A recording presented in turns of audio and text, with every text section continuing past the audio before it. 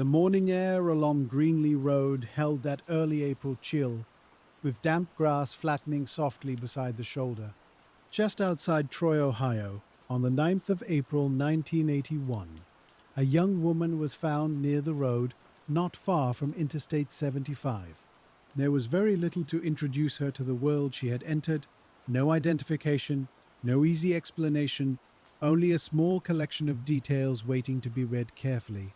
What people remembered first was the buckskin fringed poncho, unusual enough to stay in the mind, and perhaps unusual enough to lead the mind a little too quickly.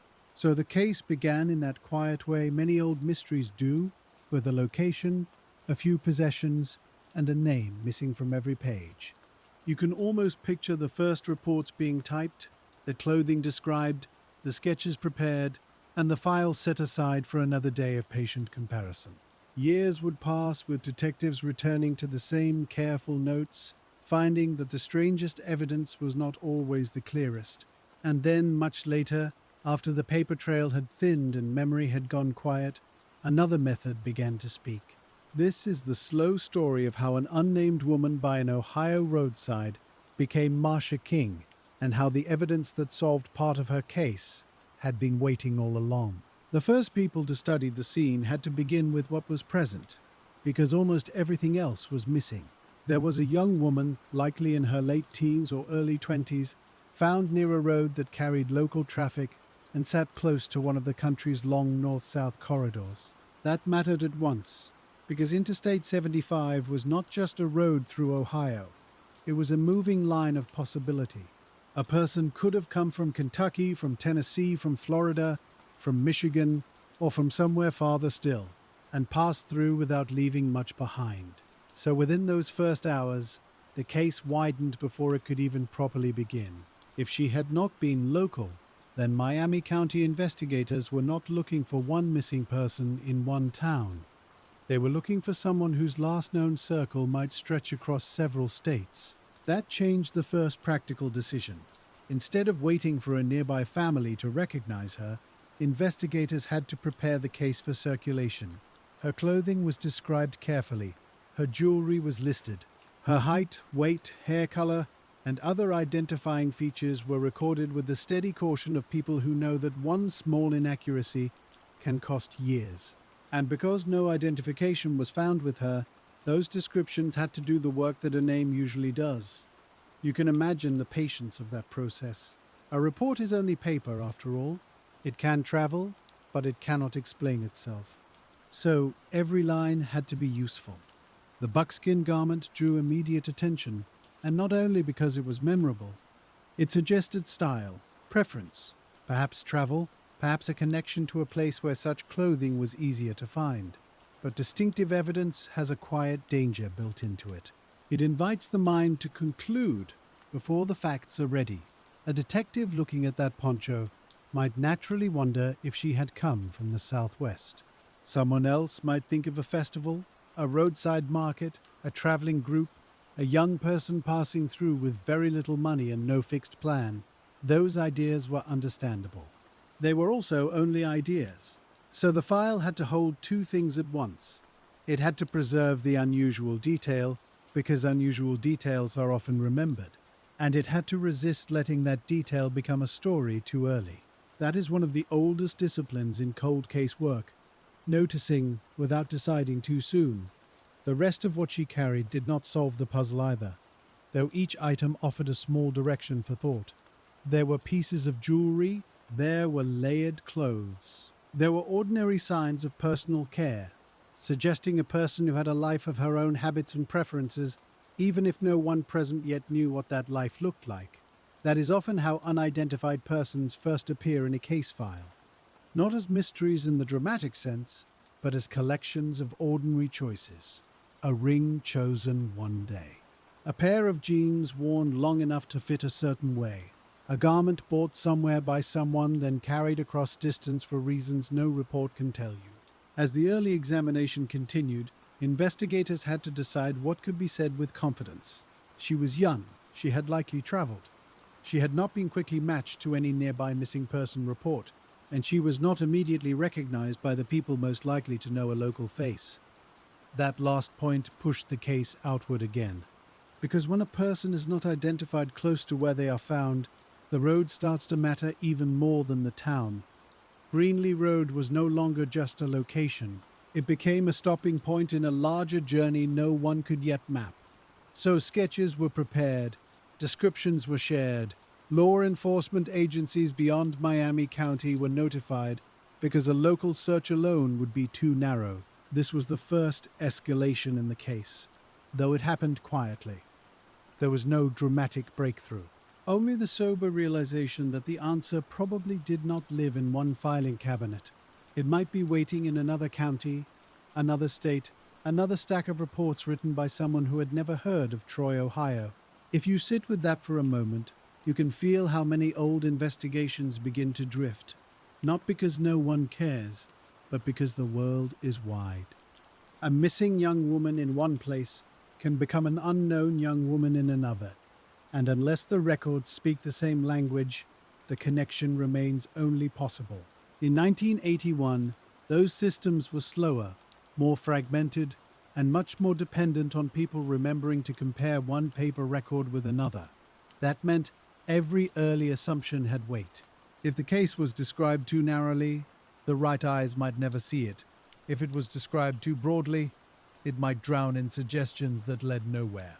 So detectives worked the middle ground. They sent out notices, they waited for replies. And slowly, as happens in many long investigations, the first tips began to arrive. Some were based on the clothing alone. A garment like that, people said, might point west. It might suggest a person from Texas, New Mexico, Arizona, or California. It might indicate someone connected to crafts, flea markets, music gatherings, or hitchhiking routes. Each possibility had a little surface logic. None of them came with proof. Still, they had to be checked. Because when a case begins with almost no biography, even a weak clue can become a temporary place to stand. Investigators compared the woman's features against missing person bulletins from other regions. They looked at photographs. They reviewed dental information when they could get it. And one by one, those possible matches began to soften. A height did not line up. An age estimate drifted too far. Dental records failed to agree. A family looked, hoped, then realized the unknown woman was not theirs. That process can take a great deal from everyone involved. It asks strangers to imagine loss again and again. It asks detectives to keep making careful eliminations that feel, on paper, like progress, but in practice leave the file just as open as before. You can almost hear the rhythm of it. A call comes in, a report is requested, a photograph is mailed, a comparison is made, then a note is typed, excluded. And the file grows thicker, but not clearer. Meanwhile, the name the public began to use for her started to harden. Not a real name. Just a reference built from the most visible item she had worn, Buckskin Girl. It was practical, in one sense. People needed some way to refer to the case. But labels like that can do a subtle kind of harm. They preserve memory, yes. Yet they also turn one detail into an identity, as if a person's entire life could be reduced to a single garment. Still, the label stayed because the case stayed, and the case stayed because no one could yet answer the first question. Who was she? That question became more difficult, not less, as the first fresh weeks passed. Memory decays quickly. A driver who might have noticed a hitchhiker on the roadside forgets the date. A clerk who might have sold clothing or food recalls only a face that resembles 10 others. A traveler who shared a brief conversation at a truck stop never learns that the stranger they met would later become the subject of a national search. The file, then, had to take over where memory failed. That is why careful record-keeping mattered so much. Descriptions of clothing were not trivial. Jewelry was not trivial. Dental charts were not trivial. A note about recent travel was not trivial. Each one was a future bridge, even if no one yet knew where it might lead. As investigators kept working, another practical fact came into view. If she had indeed been moving along Interstate 75, then she may have crossed through multiple jurisdictions before reaching Ohio. And every jurisdiction meant different reports. different officers, different filing habits. A missing person complaint in one place might sit under a nickname. In another place, it might be entered with the wrong age. In another, it might never be formalized at all. That is one of the quiet tragedies in older unidentified person cases. The missing and the found can both exist in the system and still never meet. So detectives had to choose patience over neatness. They could not force a match just to quiet the uncertainty. They had to preserve what was known and keep testing what was merely suggested. The poncho remained memorable, but the more they worked, the more it began to seem that its very memorability might be distorting the search. People noticed it before they noticed her. That shifted the center of the case in a subtle way. If the clothing was leading the public toward assumptions about region or lifestyle, then investigators had to lean more heavily on details less likely to be romanticized. Dental work became important for that reason. Dental records are plain things. They do not tell stories. They simply agree or disagree. For unidentified cases in that era, they were often among the most reliable tools available. So comparisons continued. Names surfaced, then faded. Possible identities were considered, then set aside. And with each elimination, one fact became harder to ignore. No one seemed to be looking for her in a way the system could hear. That did not mean she was unloved. It did not mean she was unknown in life. It meant only that whatever distance existed between her family, her last known movements, and the authorities now holding her file was not yet being crossed. Sometimes that happens because people are separated by geography. Sometimes because they are separated by poverty, by estrangement, by uncertainty, by fear, or by the simple inability to navigate official channels. An old case file rarely explains which. It only shows the result. Silence, where a matching report should be. By the end of those early efforts, the shape of the mystery was clearer, even if the answer was not. A young woman had been found outside Troy. She had distinctive clothing but no identification. She appeared to have been traveling, but no route could be confirmed.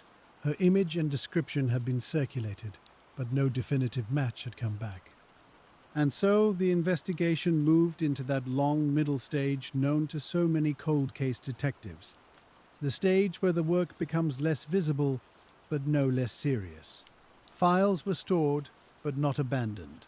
Evidence was kept, because even when science cannot help yet, the future sometimes can.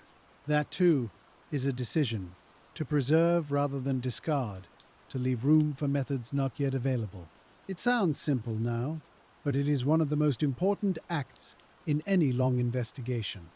Someone has to believe that a box on a shelf may still matter decades later. In this case, that belief would matter a great deal. But before science returned to speak more clearly, the case spent years being shaped by the older language of clues. Clothing, jewelry, appearance, regional guesses, and the slow sorting of false paths from useful ones. The buckskin poncho stayed at the center of that effort because it was impossible to ignore. It hung in the imagination. It suggested movement, style, youth, perhaps a certain era's fashion that blended handmade appearance with mass-produced sale.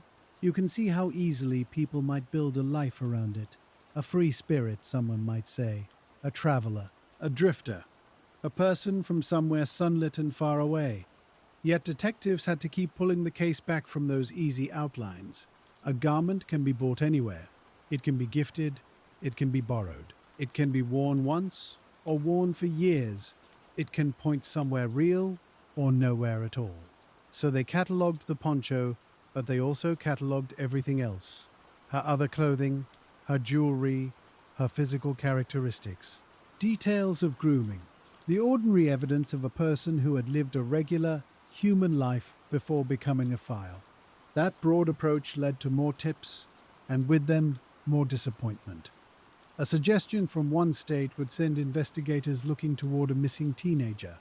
Another would raise the possibility of a young woman from a family that had lost touch months earlier. Then records would be compared, and the resemblance would give way to difference. It's the sort of work that can feel almost invisible from the outside. No headlines, No grand announcements, just careful checking. A lot of paper. And a detective learning over and over that memory is generous with patterns and poor with precision. There were also the quiet social assumptions of the time. Distinctive clothing could cause people to sort her into categories too quickly. Maybe she was part of a transient community. Maybe she had been moving between informal networks of friends. Maybe she had left home by choice. Maybe she had been seen but not really noticed, because young women traveling alone were too often read as temporary, peripheral, passing through. Those assumptions did not solve the case. If anything, they risked thinning it out into stereotype. And that is why the investigators' restraint matters. They did not have the luxury of certainty, so they kept what was solid and let the rest remain provisional.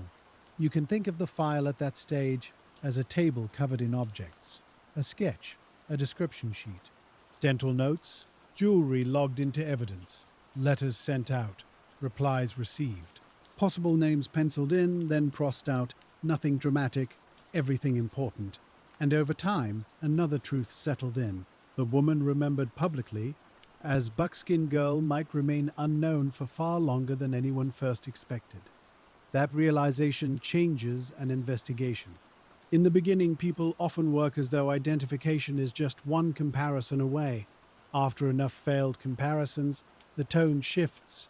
The urgency does not vanish, but it becomes quieter, steadier, more archival. You stop expecting the next phone call to end the mystery. You begin building the case so that whoever opens it years later can still understand what was tried, what was ruled out, and what remains possible. That is patient detective work in its purest form. Not solving immediately, preparing carefully. So the case settled into the system. It was revisited. It was discussed. It was carried forward by people who inherited not just evidence, but uncertainty. And all the while, the most memorable clue in the case kept doing two jobs at once. It helped people remember her, and it encouraged them to misread her. That double effect would shadow the file for years, because a striking detail can preserve a mystery, but it can also blur a person into a symbol. To undo that takes time, and in this case, time was exactly what the investigation entered next. In the 1980s, that often meant boxes, folders, index cards, and the quiet faith that careful storage was a form of future help. A case could cool without being forgotten. It could sit in a cabinet, then return to a desk when a new detective inherited old questions. That happened here. The woman found near Troy remained in the records, and the name people used for her, Buckskin Girl, stayed attached to the file because there was still no better way to mark it. But as the years passed, the label began to do something subtle. It made the case memorable to the public, yet it also made the person seem further away. You remember the garment, you forget that someone had once spoken her real name in an ordinary room. That is one of the difficult things about unidentified person cases. A shorthand helps preserve attention. A shorthand also risks replacing a life. So the work in those colder years became less about the first burst of recognition and more about maintenance. Detectives revisited reports. They checked whether earlier exclusions still held. They made sure evidence had been retained. They reviewed dental information again, because dental comparison remained one of the most reliable tools available before later advances arrived. And each time, the same shape emerged. Young woman, found in Ohio, likely traveled. No identification, no match that could be confirmed. The systems that were supposed to help did improve, but not all at once, and not cleanly. Missing person records became easier to share in some places. Computer systems expanded. Agencies that once depended on mailed bulletins and phone calls began to use broader databases. That sounds, from a distance, like the kind of progress that should quickly close old gaps. Often it did help, but only if the original information had been entered in a way those newer systems could use. Old files rarely fit neatly into new containers. A missing person might have been reported under one spelling in one jurisdiction and another spelling somewhere else. A nickname might be used in one file, a formal name in another. A birth date might be missing, a race might be listed incorrectly, an age estimate might be broad enough to pull attention away from the right comparison. And the unidentified dead, especially from older cases, were often documented with the best methods available at the time, which meant some details were strong and some were only approximate. So, even as technology improved, the woman outside Troy remained suspended between records. The country became more connected. Her case did not. That is not unusual, though it is always sad in the same quiet way. You can have growth in systems and still keep old absences. You can build larger databases and still fail to connect a person if the first report was never filed, or was filed in a place no one later searched, or carried errors that stayed uncorrected for years. And there was another possibility here, one that many investigators in old cases have to consider gently. Perhaps no formal missing person report had ever truly captured her situation at all. That does not mean no one cared. It may mean a family did not know where to report. It may mean the separation had already been long and uncertain. It may mean relationships were strained, or distances were large, or daily life itself made official paperwork hard to pursue. Case files do not always tell you why silence exists. They only show that it does. So the silence remained. A young woman, visible enough to be found and described, remained hidden from the systems built to restore her name. During those long years, investigators also had to live with a practical truth. Without identification, almost every other question becomes harder. Where had she begun that journey? Whom had she known? Who last saw her under ordinary circumstances? What route had she taken? What plans had she mentioned, if any? Which town would recognize her if shown the right photo? You cannot build a full timeline around a person the record cannot name. You can only preserve the fragments and wait for better ways to read them. And waiting, in detective work, is not the same as idleness. A case can be active in small, almost invisible ways. A detective may take a file home in memory, even when the office has moved on. A sheriff may mention the unidentified woman during a meeting years later. A clerk may recheck old property logs to make sure nothing was misplaced. A coroner's office may maintain burial records and identifiers with unusual care, simply because someone believes that one day another question will be asked. Those acts do not make headlines. They matter anyway. The file for Buckskin Girl continued to survive because people treated survival itself as part of the work. That included biological evidence. In many cases, from the late 20th century, the most important decision was not solving the mystery immediately. It was keeping enough of the case intact for future science. That means preserving samples properly. It means documenting chain of custody. It means resisting the institutional temptation to thin out old storage when a case appears to have gone still. At the time, no one could know exactly what methods would exist decades later. They only knew that if the evidence was discarded, no method could ever help. So evidence remained. That simple sentence carries a great deal. Evidence remained. Because it remained, the case could one day become something other than a drawing, a label, and a series of unsuccessful comparisons. Through the late 1980s and into the 1990s, the case also lived in public memory in a more scattered way. From time to time, unidentified person cases receive renewed attention through newspaper mentions, anniversary coverage, or local reminders. A new detective speaks to a reporter. A sketch is printed again. The clothing is described again, and readers look, perhaps with a faint recognition that never quite forms into knowledge. This kind of visibility is useful, but it has limits. It depends on memory. It depends on someone seeing the notice and connecting it to a daughter, a sister, a friend, a neighbor, a co-worker, a person once known by another hairstyle, another weight, another name. Time makes those connections harder. Photos age, families move, records are lost in fires, in floods, in ordinary disorganization. And in some lives, there was never much paperwork to begin with. So old cases often become quieter not because the questions are unimportant, but because the pathways into answer begin to close. Here, too, the file endured that narrowing. What could still be done with sketches and dental comparisons was done. What could still be circulated was circulated, and the result was not resolution, but endurance. That is sometimes the real middle chapter of a cold case. Not a dramatic breakthrough, just a refusal to let the person disappear entirely. The label Buckskin Girl, imperfect as it was, did at least keep the woman in some form of public awareness. Her case remained discussable, searchable, reopenable. That is not enough, but it is more than many unidentified persons receive.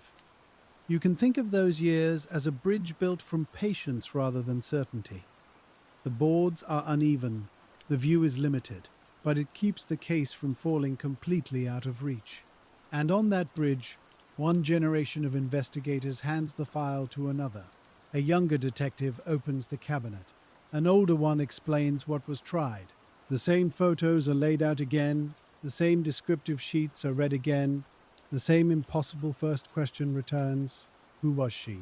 By the time cold case work became more formalized in many departments, there was also a growing understanding that unidentified persons deserved persistent review, not only because names matter morally, but because identification often helps solve other parts of a mystery. A name connects to schools, to medical records, to relatives, to jobs, to travel patterns, to old addresses, to habits that can be placed in geography. Without that, an investigation is always partly floating. So whenever the Buckskin Girl case was reopened, the immediate aim remained the same: restore identity first, then let the rest of the story gather round it. This is where the case begins to feel almost like a lesson in the history of forensic change. First, there is observation, then circulation, then records comparison, then broader databases, then, finally, the possibility that biology itself can speak where paper has failed. But that final step came slowly. Before it could happen, ordinary forensic DNA testing had to become established enough to revisit older evidence. And even then, standard law enforcement databases did not promise a quick answer. A DNA profile can identify an individual directly only if that individual, or in some cases a close relative through another pathway, is already represented in the systems being checked. For many unidentified person cases, no such direct match appears. That does not mean the profile is useless. It means the profile is a new kind of beginning. When Buckskin Girl's case reached that point, it altered the investigation in a deep but quiet way. The case no longer depended only on memory, sketches, or the hope that someone would recognize clothing from years before. Now the file held something more objective, a biological signature, something that belonged to the woman herself, not to public perception of her. That mattered. It pulled the investigation away from the storytelling gravity of the poncho and back toward the person who wore it. Standard comparisons were made. That is the expected first step. Investigators developed the DNA profile and checked available channels. No immediate identification came from those traditional searches. Again, this is common in old, unidentified person cases. The science has advanced, but the databases still contain only certain categories of people and information. A person can be missing, even deeply missed, and still be absent from those systems. So the new method did not produce a sudden answer. What it produced was permission to think differently. Instead of asking only whether someone recognized her, investigators could begin asking whether science could place her inside a family network. That shift is enormous, even if it sounds gentle. Recognition is fragile. Biological relatedness is more durable. A person can pass out of memory in a public sense, but remain connected by inheritance to cousins, uncles, grandparents, great-grandparents, and family lines spread over states and decades. To use that method, though, required more than optimism. It required legal care, technical skill, and outside expertise. Investigative genetic genealogy was not a casual add-on to old detective work. It was a careful, emerging practice. Profiles had to be suitable. Data had to be processed in ways that matched the platforms and policies available. Genealogists had to interpret distant matches that did not arrive with clear labels saying, "Here is the answer." Instead, there might be a cluster of third cousins, fourth cousins, half relations, family trees with missing branches, marriages recorded under one name and remembered under another, census entries that hinted at households but did not fully explain them. It was less like opening a locked door and more like stepping into a library where many of the catalogue cards had drifted out of order. Still, it offered something the case had never truly possessed: movement. Not fast movement, not dramatic movement, but movement outward, away from the fixed roadside image, and into the longer history of kinship. When officials decided to pursue this path, they were also acknowledging a larger truth. The old methods had taken the case as far as they could. This was not failure, it was sequence. Observation first, preservation second, comparison third, genealogy after that. The investigation was following the timeline that science itself had made possible, and because evidence had survived, the file could now take that next step. You can feel, in that moment, how decades of patient storage suddenly become active. A sample once filed away as future potential becomes present fact. A box on a shelf turns into a map, not a complete one, but a map. The work of genealogy is often misunderstood because people imagine it as a sort of instant family revelation. In reality, it is usually a matter of subtraction, pattern, and endurance.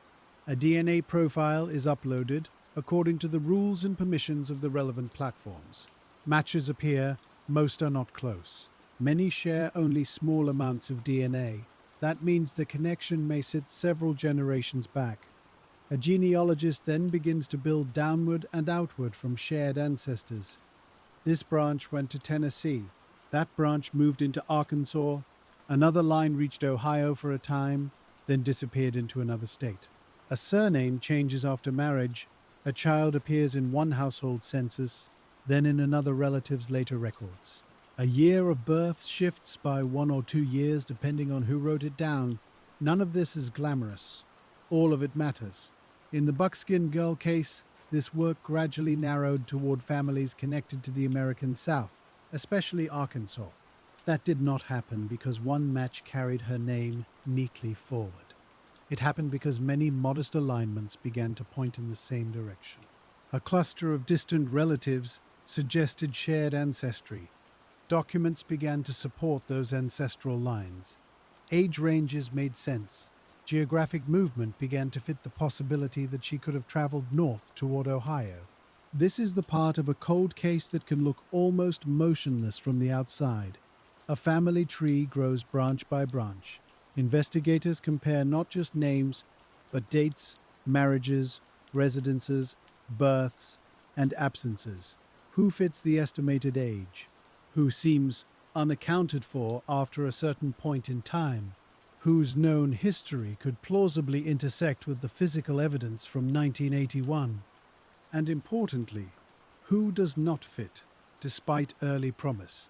Because genealogy, like every other form of detective work, creates false paths as well as useful ones. A distant match may appear exciting, then fade when records show the branch goes somewhere impossible. A surname may repeat across counties, suggesting closeness where there is none. An adoption, informal or undocumented, may hide a connection for months. A family story may preserve a memory, but alter the date, so certainty has to be earned, very slowly. In cases like this, investigators also have to make difficult human decisions about contact. At what point do you approach a living relative? What do you say? How much confidence do you need before reopening the possibility that a family member long absent may be the unidentified woman in Ohio? This is not something to do casually. Genealogists may suspect a line, detectives may see the pieces beginning to align, but suspicion is not identification. There must be corroboration. There must be enough support that the question is fair to ask. By the time the case moved into this stage, Buckskin Girl was no longer only an unidentified person case in Ohio. It had become a cross-generational family search. not for a person who had vanished yesterday, but for one who had remained unnamed for decades. And in that widening, the case changed shape. Earlier, the central image was a roadside and a garment. Now the central image became a tree, branches spreading backwards through grandparents and great-grandparents, branches moving sideways through cousins who may never have heard the Ohio case discussed at all, branches leading towards someone whose absence may have lived in family memory in a quiet, unresolved way. That is one of the strange mercies of investigative genealogy. It can restore relationship even when ordinary records failed to do so. A person may have slipped past reporting systems, but they did not slip out of biology. They remained connected. And those connections, once visible, could guide detectives where tips and sketches never had. As the research narrowed, one candidate line became especially important. The woman long known as Buckskin Girl appeared increasingly likely to be Marcia Lenore King. That name did not arrive like a trumpet note. It arrived through accumulation, records, relations, consistency across age, geography, and family structure. Then came the need for confirmation beyond genealogical suggestion. This is where traditional detective work returns with full force. Genealogy points, record support, but identity must be confirmed. That can involve contacting relatives for comparison samples. It can involve gathering formal documents. It can involve reconciling old assumptions with newly discovered facts. And in a case with such a long history, confirmation carries emotional weight far beyond the paperwork. A woman who had been described for years through her clothing was nearing the return of her actual name. That matters in a way that statistics cannot quite capture, because once a person is named, the file changes character. The unidentified dead become an individual again. Language shifts. The case stops speaking only in estimates and begins speaking in biography. Even if the biography is incomplete, it is no longer empty. The decision to move toward public identification had to be careful. Officials needed confidence. They needed the genealogy to agree with the records. They needed the family comparisons to support the conclusion. And they needed to prepare for what it means to say, after so many years, that Buckskin Girl was Marcia King. Notice what this does to the earlier clues. The buckskin poncho does not become irrelevant. It remains part of the story, but it shrinks to its proper size. It is no longer the case's identity. It is only one object among many in Marcia's final known circumstances. That rebalancing is important. It reminds you how much old investigations can be shaped by what is visually striking, and how later science can restore proportion. The memorable thing is not always the meaningful thing. Or rather, it may be meaningful in a different way than first assumed. The poncho kept attention on the case. The preserved evidence solved the identity. Those are not the same function. And here is where the title of this story begins to make more sense in a quiet way. The evidence that feels weird, or unusual, or easy to talk about is not always the evidence that does the deepest work. Sometimes the deepest work is done by what sat silently in storage.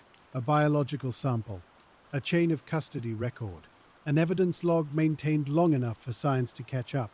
That kind of evidence is not cinematic, it is patient. In this case, patience was almost the whole method. Once Marcia's identification came into focus, investigators could begin asking different questions. Not just who she was, but how she came to be in Ohio. What route had brought her there? Whether she had been traveling alone, whom she may have known in the days before she reached Troy, and whether records elsewhere might now make more sense because they could be searched under a real name. This is the moment in many old cases when one solved problem reveals another unsolved one. The restoration of identity is profound. It is not the same as solving every circumstance. Still, it changes the quality of the investigation completely, because now the file can be built around a human life, not only around an unknown body. Marcia Lenore King had family. She had origins. She had a place in records somewhere before the roadside in Ohio, and once investigators knew that, they could start tracing the line from that life toward the final known chapter. Public announcement would come later, after the process had reached the point where officials felt certainty was strong enough to stand on. But even before the announcement, the investigation had already crossed a threshold. The woman in the old sketch was no longer just a possibility. She was becoming specific. That specificity matters to families, to detectives, and to history. For the family, it means a missing person is no longer lost inside generic language. For detectives, it means new search terms, new interviews, new states, and new records. For the history of the case, it means the long era of Buckskin girl as an unnamed symbol is ending. Of course, ending is not the same as disappearing. The old label remains in headlines and archives, because that is how many people first knew the story. But now, it is joined and corrected by her name, Marcia. The movement from label to name is one of the most dignified changes a cold case can offer. It does not undo the years. It does not answer every question, but it restores the smallest, most basic thing a person is owed: to be called what they were called in life. Investigators eventually announced that the woman found in Miami County had been identified as Marcia Lenore King. The identification came through a blend of modern genetic genealogy and traditional follow-up. That combination is important. Science did not replace detective work. It extended it. Genealogy opened the family line. Records grounded it. Family comparison confirmed it. The old and the new methods met in the middle. And once that happened, the case acquired a different kind of weight. It was no longer only about an unknown woman found near a road. It was about Marcia Lenore King, a real person whose years without a name now had to be understood against the life she had actually lived. That changed the emotional logic of the investigation. Before, detectives were preserving dignity for someone they could not yet place in a family. Now they were working with the knowledge that a family line existed, that history existed, and that the absence in Ohio connected to absences elsewhere. That is a quiet but important shift. When a person is unidentified, investigators often have to speak in careful approximations. When a person is identified, the file becomes more specific, but it can also become more complicated. Because then there are records to find, timelines to compare, people to contact, and old assumptions to gently set aside. Marcia had not been only the young woman in the buckskin poncho. She had been a daughter. She had been part of a family with roots that genealogical work had slowly brought into view, and that meant the old case label, useful for so many years, now had to step back. You can imagine how that felt inside the officers handling the announcement. For decades, the case had circulated under one practical nickname. It had helped the public remember. It had helped journalists refer to the mystery. It had helped cold case communities keep the file alive in conversation. But the moment her name was confirmed, the nickname became visibly incomplete. Not wrong exactly, just too small. A shorthand for a person whose life had always been larger than the shorthand allowed. So when officials spoke publicly about the identification, they were doing two things at once. They were sharing a forensic achievement, and they were correcting the record of a human life. That second part matters just as much. A solved identification is not only a technical event, it is also an act of restoration. Marcia Lenore King had been present in records, in family memory, in the long-inherited patterns that genealogy can trace. The system had failed to connect those things for many years. Now, at last, it had. Still, even in that moment of restoration, investigators knew that identification was not the whole case. It answered the first question. It did not answer every later one. That often surprises people who encounter old mysteries through brief summaries. There can be a tendency to think that once a person's name is known, the rest of the story will quickly line up around it. Sometimes that happens, often it does not. A name opens doors, but some of the rooms beyond those doors are still empty. Marcia's identification allowed detectives to begin tracing the outline of her background more accurately. It gave them a state connection. It gave them family lines. It gave them documentary pathways that had not existed when she was only known through a sketch and clothing descriptions. But the passing of time had not become less real simply because her name had returned. Years had still gone by. Memories had still faded. Records had still scattered. And some of the people who might once have clarified parts of her story were no longer available to ask. That is why patient investigation remained necessary even after the identification was announced. If anything, the work became more delicate. Before, the challenge had been to connect anonymous evidence to a name. Now the challenge was to connect that name back through life, travel, relationships, and circumstance. The road near Troy had not changed, the date had not changed. What changed was the lens through which all of them could be read. A report that once described an unknown young woman could now be reread with Marcia in mind. An old estimate about age could be compared against a real birth record.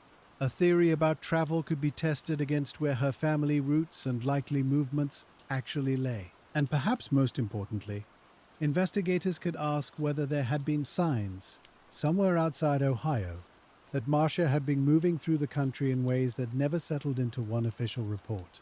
This is where the story becomes both fuller and quieter. Because the return of her name does not create drama, it creates texture. The case begins to gather ordinary details. Not enough for a complete biography, but enough to push back against the flattening effect of anonymity. Marcia was not a symbol wandering in from nowhere.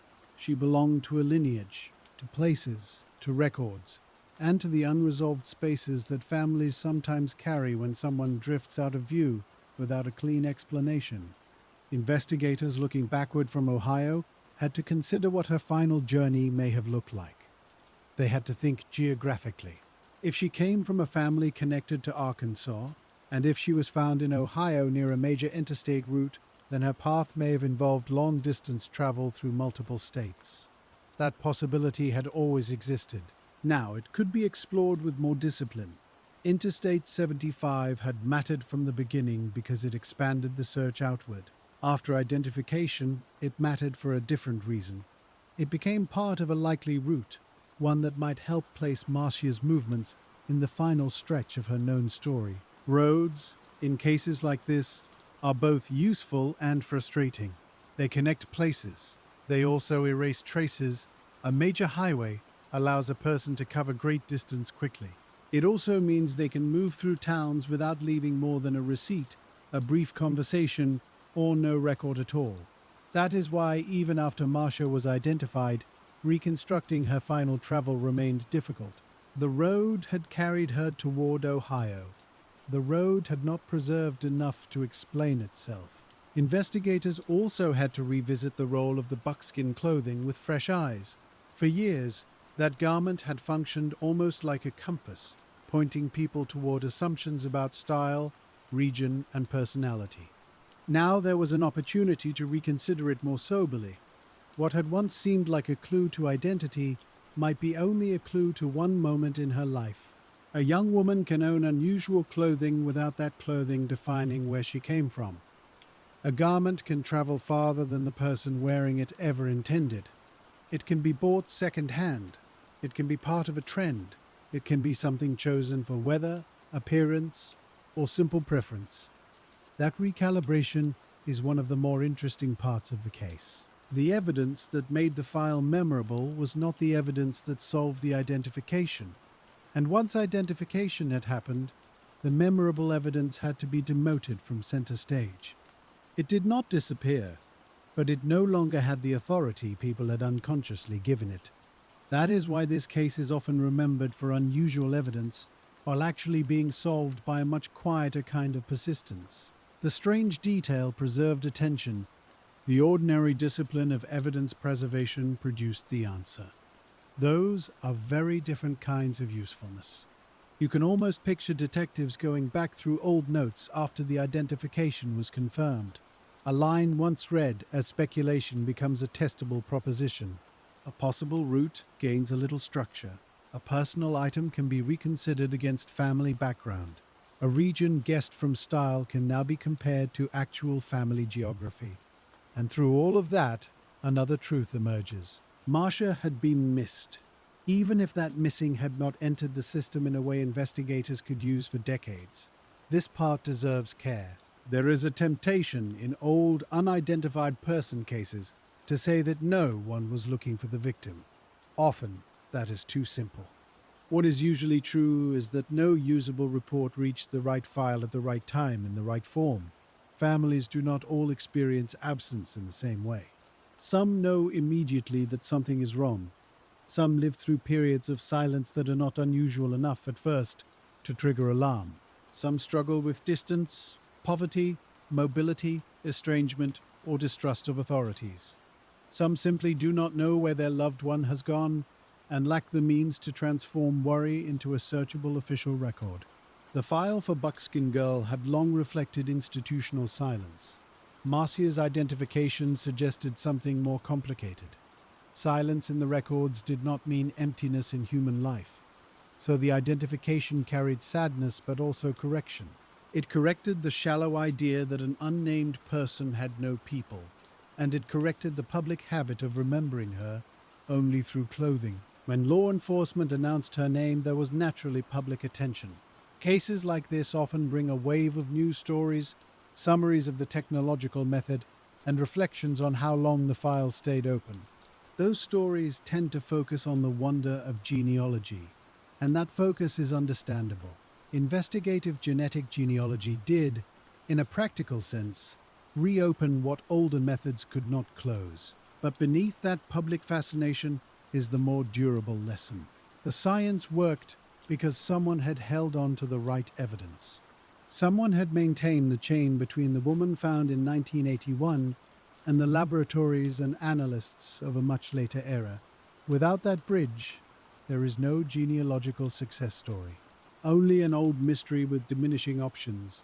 That is why cold case investigators often speak less dramatically than the headlines around them. They know that breakthroughs are usually built from very plain labor, property logs, packaging, storage conditions, documentation, requests sent to outside labs, follow-up calls, permission procedures, slow coordination between local agencies and specialists. Nothing about that is cinematic. Yet it is often the true engine of resolution. In Marcia's case, once identity was restored, the investigation naturally pushed toward a second phase. Who was she, had become, how did she come to be there? That second question is often harder. Identification narrows the field, circumstance can widen it again. A named person has associations, and every association raises fresh possibilities. Where had she been shortly before reaching Ohio? Who might have traveled with her? Was she expected in another place? Did anyone outside immediate family recall hearing from her, seeing her, or learning plans that now seemed significant? These are the sorts of questions that become newly askable once the person is known, but they are not always newly answerable. Time is not gentle with memory. A witness who might once have recalled a ride, a conversation, or a destination may no longer remember at all. A business where she may have passed through might no longer exist. Paper records from bus stations, motels, roadside businesses, or informal employers may have vanished long ago. And some journeys, especially those taken by young people moving without much money or official structure, leave very little behind. So the post-identification phase required realism. Detectives could revisit old possibilities with a name in hand, but they could not pretend the years had not cost the case anything. This is one reason the identification of Marcia King felt both complete and incomplete. Complete, because her name was real and confirmed. Incomplete, because the return of identity did not restore every lost witness, every lost record, or every chance not taken in the first days after her death. That dual quality is present in many old cases, solved in part by later science. The success is genuine. So is the remainder. If you stay with the case long enough, that remainder becomes central, not in a dramatic way, in a human one. What can identification repair? What can it not repair? What is gained when a family finally has a name attached to a distant absence? And what remains out of reach even after a major forensic advance? In Marcia's case, one answer is clear. Identification restored personhood in the public record. For years, the world had interacted with her through a nickname. Now the record could say, Marcia Lenore King. That alone changes how a case is remembered. It makes future discussion more honest. It allows historians, investigators, journalists, and listeners to think of her not as a symbol in a poncho, but as an individual whose life intersected with a failed system and later with a better one. There is also the matter of burial and memorialization. When unidentified persons are laid to rest without names, there is always a certain incompleteness in the record around them. Even when officials are respectful, the marker stands in for something absent. A designation replaces a name. After identification, that relationship changes. The grave, the records, the file, and the public language around the case can all be corrected. Again, that does not erase the years, but it does alter the moral shape of them. The state no longer holds only an unidentified woman. It holds the history of Marcia King, and that distinction matters. It also matters for future investigative work. Once a person is named, it becomes easier for other agencies, relatives, and researchers to search their own records in productive ways. A person's schools, addresses, prior residences, family ties, and known movements may generate new leads that were impossible when everything depended on physical description alone. Even very small things can shift. A remembered nickname can be attached to a real surname. A place once mentioned vaguely in family conversation can be revisited. A year that seemed uncertain can be pinned to a document. That is why the period immediately after an old identification can be unexpectedly active. The public hears that a mystery has, in one sense, been solved. Investigators know that a new phase has just begun. In the Buckskin case, that meant revisiting the broad assumptions that had grown around the file for years. One of those assumptions was about how well the clothing had served the investigation. On one level, it had served it very well. People remembered the case because of the buckskin poncho. The image was distinct. The nickname stuck. The file did not vanish from public consciousness as completely as many unidentified person cases do. That was an advantage. But there was also a cost. The same distinctiveness encouraged people to infer too much.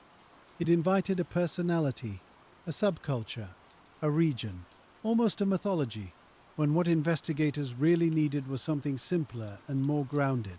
A real name, a real family, a documented trail. In that sense, the clothing both helped and hindered. It kept the file alive. It also kept the public eye pointed at the wrong center of gravity. You can see that pattern in other cases too. A striking accessory, an unusual note, a memorable alias, a vivid sketch. The thing easiest to repeat becomes the thing the case is about, even when the real solution lies elsewhere. Marcia's identification gently corrected that imbalance. The file was not solved by a poncho. It was solved by preservation, DNA, genealogy, and methodical record work. That does not make the clothing irrelevant. It simply returns it to proportion. There is another quiet dimension to the case as well. For decades, Buckskin Girl had existed in a category that can be both practical and isolating. Unidentified persons are documented carefully, but they are also spoken about in a language of estimates. Approximate age, approximate route, distinctive clothing, possible origin. That language is necessary. Still, it creates distance. Marcia's name allowed the case to move out of approximation and into relation. Now there were not just estimated features, but family ties. Not just a possible region, but actual rootedness. Not just a sketch, but a person who had occupied ordinary life somewhere before Ohio. This may sound subtle, but it changes the ethical atmosphere of the whole story. And because this is a case that took so many years, the ethical atmosphere matters. Old mysteries are often consumed as puzzles. There is nothing wrong with wanting to understand how they were solved. But the deeper value in a case like this lies in patience and recognition. The answer came because people refused to let Marcia disappear into a shelf, and because later science offered a way to hear what preserved evidence had been holding in silence. That is not a thrilling lesson. It is a steady one. It tells you something about institutions at their best, not flawless, not fast, but capable sometimes of carrying a question long enough for the answer to arrive from a future they could not yet see. It also tells you something about families and about social systems. Marcia's years without identification do not suggest that she had no story. They suggest that some stories can slip outside official pathways when the conditions of life are uneven enough. A person can be real, loved, remembered in fragments, and still not appear where detectives need them to appear. That gap is what the case spent decades inhabiting. Genetic genealogy crossed it, but the gap itself should not be forgotten, because it is part of what made the identification so meaningful. As the post-identification work continued, investigators had to balance public curiosity with caution. Once a case regains a name after many years, people naturally want every answer at once. Where had Marcia been? Who had she been with? What exactly happened in the days before she was found? Why had it taken so long to connect her to her family? Those questions are understandable. But detectives in a case like this cannot responsibly fill blank spaces with comforting certainty. They can only proceed with what the evidence supports. And much of the old evidence, even when preserved well, speaks more clearly to identity than to complete circumstance. That is why the case remains interesting in a thoughtful rather than dramatic way. The solved part is substantial. The unsolved part still requires humility. This humility appears in the way experienced investigators often talk about old DNA identifications. They do not claim that science did everything. They do not claim that every mystery is now simply waiting for a laboratory. Instead, they tend to describe a chain. Someone documented the case, someone kept the evidence, someone reopened the file, someone chose to test. Someone sought genealogical expertise. Someone compared records carefully enough to avoid error. Someone contacted relatives with the right mixture of confidence and care. No one link in their chain is sufficient by itself. Together, they create the possibility of truth. In Marcia's case, that chain reached across decades. The people who first handled the file in 1981 could not have known the exact technology that would one day identify her. The people who later pursued genealogy depended on choices made long before they were involved. That continuity is almost the opposite of spectacle. It is administrative, forensic, patient, and deeply human. And because of that continuity, Marcia's story now occupies a different place in the landscape of cold cases. She is still remembered as part of a mystery that lasted many years. But she is also part of a larger shift in how unidentified persons can be restored to their names. For many listeners, that may be the quiet wonder at the center of the case. Not that one strange clue solved everything, but that the case survived long enough to be solved by methods unavailable at the start. There is comfort in that, if you look at it the right way. It suggests that time does not only take, sometimes time also brings tools. Sometimes what seems like stillness is actually preservation. Sometimes an old file is not growing colder in the sense of dying, it is waiting. And because Marcia's case was waiting in the right way, the waiting eventually mattered. By the time the identification became public, many summaries naturally emphasized the dramatic contrast between old and new. A case from the early 1980s. A young woman known only by distinctive clothing. Then, decades later, advanced DNA and family tree research. That contrast is real. But the middle years should not be lost inside it. Those years were not empty. They were the years in which the evidence stayed available, the records stayed reviewable, and the case remained just alive enough for a future effort to succeed. Without the middle years, there is no bridge from then to now. This is worth lingering on, because it tells you something about how cold cases are truly solved, not only by breakthroughs, by maintenance. The shelf has to be organized, the sample has to be preserved, the paperwork has to survive moves, staffing changes, budget pressures, and institutional forgetfulness. Someone has to keep the file legible. Someone has to believe that a person without a name is still worth the cost of space, time, and renewed effort. Those are not glamorous actions. They are moral ones. And in Marcia's case, They led to the most important correction the file would ever receive. There is also a peculiar irony in the public memory of the case. For years, people knew her through a detail that was almost theatrical in its visual power. A fringed buckskin garment is memorable. It catches the eye. It encourages storytelling. And yet the thing that finally gave her back to the world was much less visible. It did not hang from a shoulder. It did not appear in a sketch. It did not invite anyone to imagine a personality from a photograph. It sat in preserved evidence, quiet and exact, until the tools existed to ask a better question. That contrast is worth staying with. For a long time, the public knew the case through appearance.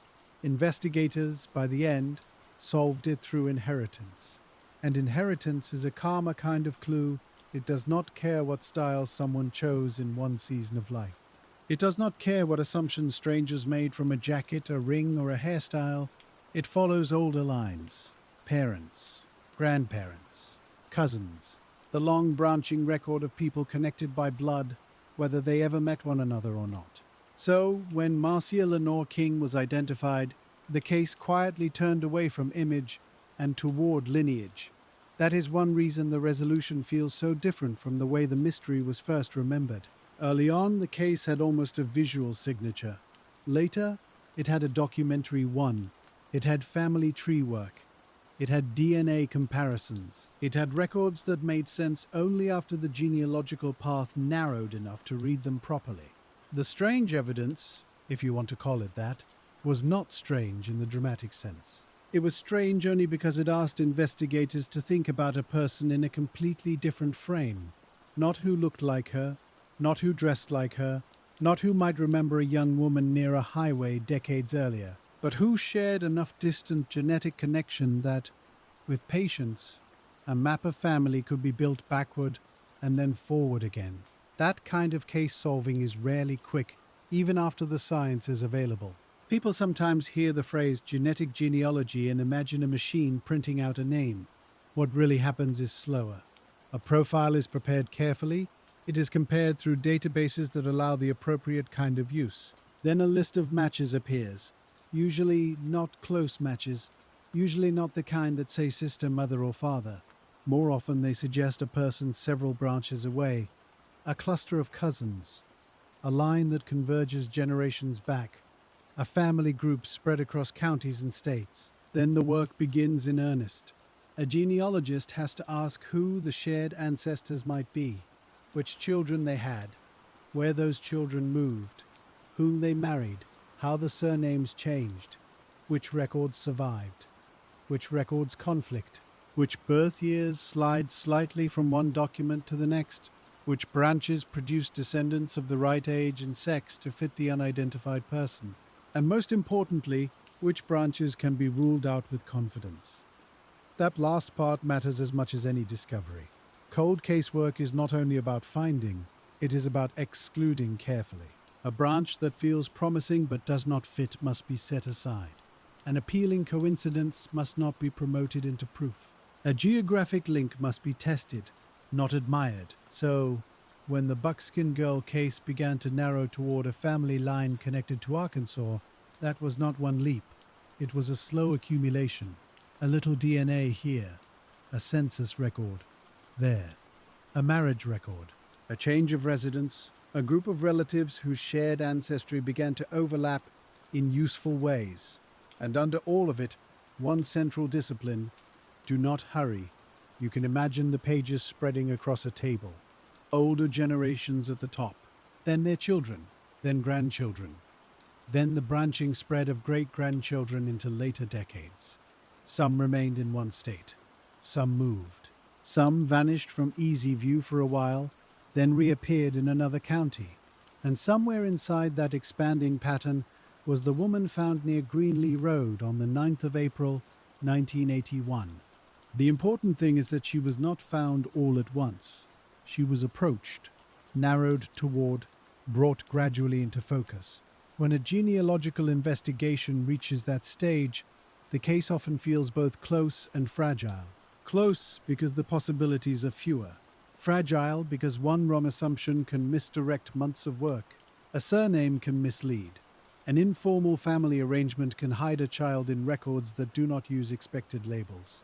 A person can appear under one household in one year and a different one later, leaving the false impression of two individuals where there is only one. And in families touched by poverty, movement, or irregular paperwork, those complications grow. So the investigators had to pair the new method with old-fashioned caution. If the candidate was Marcia Lenore King, then the records had to support that. Her age had to fit. Her family ties had to fit. Her broader history had to fit what could be reasonably inferred about the unidentified young woman in Ohio. And then, beyond records, there had to be confirmation from living family through DNA comparison. That step is both scientific and deeply personal. Some relative, somewhere, has to receive the careful approach from investigators. Not a theatrical announcement, not a demand, a quiet explanation. We are working an old, unidentified case. We believe there may be a family connection. Would you be willing to help us confirm or rule that out? You can feel the delicacy of that moment. For the relative, it opens a possibility they may never have expected. For investigators, it is the threshold between strong hypothesis and certainty. And certainty matters enormously in a case this old. Once a public statement is made, it cannot easily be taken back. Once a family is told that a long unknown woman may be their relative, the emotional weight of that possibility becomes real immediately. So the case had to proceed with unusual steadiness. The genealogical research narrowed, the records aligned, family comparison did what it needed to do. And then the central fact, silent for decades, became speakable.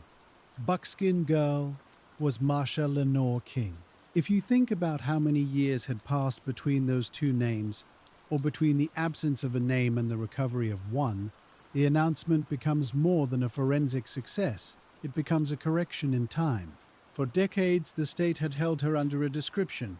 Now it could hold her under her own identity. That changes the moral atmosphere around a case. It changes how newspapers write it. It changes how databases record it. It changes how future investigators will open the file and understand what still remains undone. Because even at the moment her name was restored, something else happened too. The case split into two parts. One part was solved, the other remained open. The solved part was identity. The open part was circumstance. That distinction is very important here, because cases like this are often described too neatly afterward. A headline may say, "The mystery is solved." What it often means is that one layer of the mystery has been solved, and sometimes that layer is the most foundational one. Without identity, everything else drifts. With identity, you can finally begin asking more precise questions, but precision does not guarantee complete answers. In Marcia's case, investigators could now begin to search with a real name. That meant Arkansas records and family history could be examined with more purpose. It meant relatives could be interviewed in a way that was impossible before.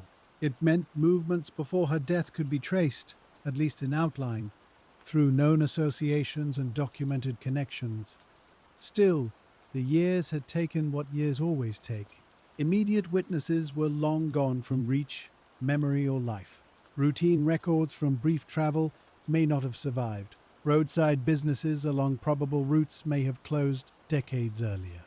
And whatever informal social world Marcia may have moved through in the final stretch of her journey was never likely to leave the kind of complete paperwork detectives dream of finding. That is why the identification feels at once satisfying and unfinished. It restores the center. It does not rebuild every outer ring. Investigators now had reason to ask new questions about her last known path. If she had roots in Arkansas, how and when did she travel north? Was Ohio a destination, or only one segment of a larger route? Was she alone at every stage? Did she have friends, companions, or acquaintances moving along similar roads? Had anyone anywhere remembered her under another name, a nickname, or only as a passing traveler? These are very different questions from the ones investigators asked in 1981. Then they were trying to connect a body to any missing person at all. Now they were trying to connect Marcia's life to the final stretch of her route. The tools were better. The remaining uncertainty was still real. And because the case had spent so long in public memory under the old nickname, the announcement also required a kind of cultural adjustment. People had learned the case one way. They had spoken of Buckskin Girl. They had looked at the old artist renderings and the clothing descriptions. They had repeated the visual shorthand. Now they had to unlearn some of that habit. Now they had to say Marcia. That may sound simple, but it matters. Naming is not just administrative. It changes the listener's relationship to the case. A nickname can preserve mystery. A real name restores personhood. It reminds you that the story did not begin on a roadside. It began much earlier, in family history, in childhood, in ordinary life. And once you know that, the road outside Troy becomes only one chapter, not the whole book. This is where the patient side of the case deepens. Because the moment of identification is not the end of detective work, it is a reorganization of detective work. Old evidence is reread. Old assumptions are weighed again. The significance of particular items shifts. A detail once thought central may become peripheral. Another, barely noticed before, may gain importance now that it can be linked to a real biography. Even silence changes meaning. When the woman was unidentified, silence in the records looked like total absence. After Marcia was identified, that silence had to be interpreted differently. It could reflect distance from formal systems. It could reflect disrupted family communication. It could reflect social conditions that make missing person reporting uncertain or delayed. It could reflect movement through communities where drifting in and out of contact was not immediately read as permanent disappearance. That is one of the quiet lessons in this case. Institutional silence is not the same thing as human indifference. A file may contain no useful missing person report and still belong to someone who mattered very much. The identification of Marcia King forced that distinction into clearer view. It said, in effect, the records were incomplete, but the life was not. And that understanding gave the next phase of the case a different emotional balance. Investigators were no longer speaking only on behalf of an unknown woman. They were speaking on behalf of Marcia, whose family line had now been restored to the record. That can change how carefully a case is revisited, not because detectives care more after a name is known, but because the framework of responsibility becomes more personal. Documents that once seemed abstract now carry kinship. A timeline is no longer just a sequence. It is a portion of one person's life that family members may be hearing about in structured detail for the first time. So the work grows quieter in one way and more exacting in another. If you imagine the case room at this stage, it is no longer dominated by the question of who she was. It is filled instead with maps, records, calls, and the sort of practical rechecking that follows a major identification. Where had Marcia been known to live? Whom had she been connected to? When does the documentary trail grow thin? What known movements can be established and which remain speculation? Did any earlier tip, once too weak to matter, now look different when attached to her real name and likely origin? Those are the patient questions. They do not produce dramatic scenes. They produce clearer files. And sometimes, that clarity reveals how much of the old public picture had been distorted by one memorable object. The buckskin garment had created almost a character in people's minds. It suggested a free-spirited traveler, a western wanderer, a hitchhiker from some vast sunlit region. All of that may have been partly true, or mostly false, or simply impossible to know. What matters is that the garment had invited projection. Once Marcia's identity was known, projection had to give way to evidence. The poncho could no longer stand in for biography. It was one possession, an eye-catching one, yes, but still only one possession. This is perhaps the most interesting inversion in the entire story. The evidence the public found most unusual was not the evidence that carried the deepest truth. The thing that solved the identification was almost invisible to ordinary storytelling. A preserved sample, a profile, distant matches, family reconstruction, comparison, and confirmation. That is not how mysteries usually imagine themselves being solved, but it is often how they are. And because of that, Marcia's case now sits inside a larger history of cold cases, transformed by new forensic methods. Not every case can be solved this way. Evidence is not always preserved. Samples are not always usable. Policy and legal constraints matter. Family histories can be complex beyond workable limits. Databases may not contain enough relevant participation to make the genealogical route successful. So when a case like this is resolved, even in part, it reflects not only scientific progress, but also a chain of prior care. Something was kept, something was documented, something remained interpretable. That chain deserves as much attention as the technology. In public summaries, it is easy to leap from 1981 to the modern day as though the file simply slept until science woke it. But that skips over the middle years, the years when evidence had to stay safe, when records had to remain findable, when the case had to be reviewed often enough that it did not disappear into bureaucratic sediment. A cold case survives by maintenance.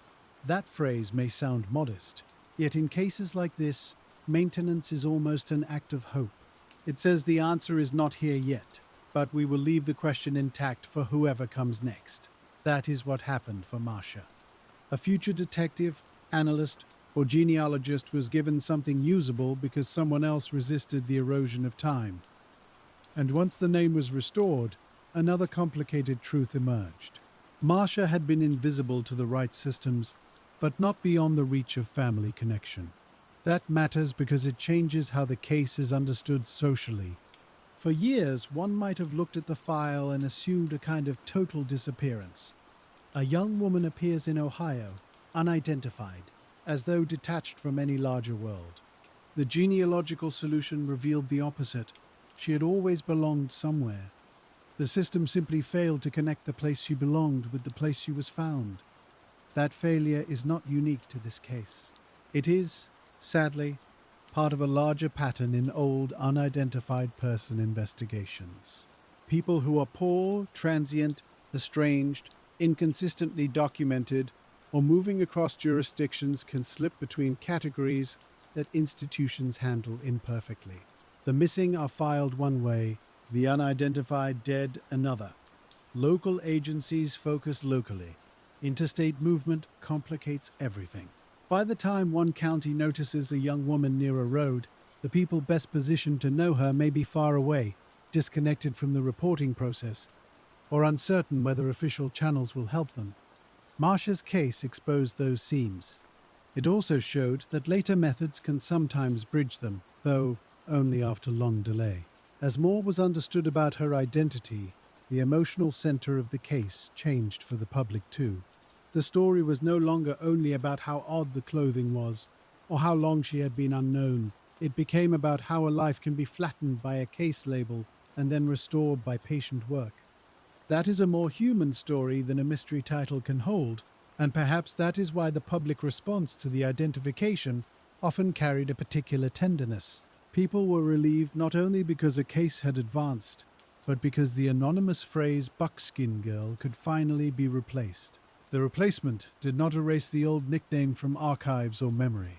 It simply corrected it.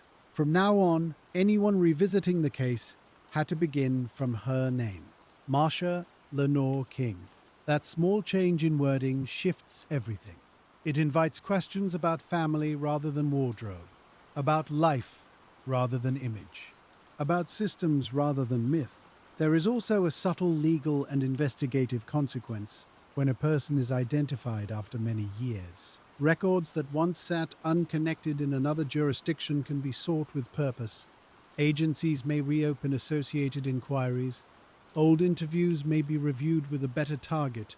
Interstate cooperation can sharpen because everyone is now speaking about the same person, rather than an unidentified set of characteristics. This does not guarantee swift resolution of the remaining questions, but it does improve the quality of the search. In Marcia's case, that meant renewed interest in the circumstances surrounding how she came to be found in Ohio. Investigators could now ask whether anyone along her likely route remembered her. whether any family knowledge existed about travel plans, whether friends or acquaintances had ever heard destinations mentioned, whether old addresses, communities, or social circles might yield context that was impossible to generate when she was nameless. The difficulty, of course, is that context decays. A long distance journey taken in the late 1970s or early 1980s can leave only fragments even when the traveler is fully known. A bus ticket may be gone, a motel ledger may have been destroyed long ago, a conversation at a roadside stop may survive nowhere but in the mind of someone who no longer remembers it. So the investigator's task was not to recover everything. It was to recover what could still be recovered and to understand the limits honestly. That is another virtue of patient detective work. It accepts partial knowledge without pretending it is complete. It values one real answer over 10 dramatic guesses. And here, the one real answer was powerful enough to change the entire file. Marcia was no longer unidentified. No matter what remained unknown, that would never again be true. The more you sit with that, the more significant it feels. For so many years, the first and most basic wrongness in the case was that she had no name in the system. Everything else rested on that absence. Now the absence was gone. Her life was still not fully visible. Her last movements were still not fully traced. But the state, the public, and the record could all say who she was. That is not a small victory. It is the foundation of every later question. It also invites a gentler reflection on what cold case success really looks like. Popular imagination often wants a total ending. Every question answered, every uncertainty resolved. A neat line drawn from event to explanation. Old cases rarely cooperate in that way. What they more often offer is layered resolution. First the name, then the family context, then sometimes parts of the route, then perhaps the identification of another person involved, or perhaps not. Then years more of waiting, with the central dignity already restored, even if some outer details remain elusive. Marcia's case belongs to that quieter pattern. The identification did not close the emotional work. It changed its nature. Before, the work was rescue from anonymity. After, it became stewardship of memory and renewed inquiry into circumstance. That difference matters when people speak of closure. Closure is not really the right word for many families in these situations. Knowledge can help. A name can help. A grave marker can help. An official acknowledgement can help. But decades are still decades. Absence has already shaped the family's history, so the return of identity is not erasure. It is recognition. It says, at last, we can place this loss where it belongs. In practical terms, the identification of Marcia also changed the record systems themselves. Databases had to be updated. Unidentified person entries had to be cross-referenced with her name. Public notices had to reflect the correction. The old case label might remain searchable, but no longer as the final word. That bureaucratic adjustment may sound dry, yet it matters deeply. Records are how institutions remember. If the records stay wrong, the dignity of the correction never fully lands. So even those administrative acts are part of the restoration. A file is renamed, a record is amended, a case page is updated. The unidentified woman in Ohio becomes Marcia Lenore King in the official memory of the state. And once the records change, future inquiry becomes easier.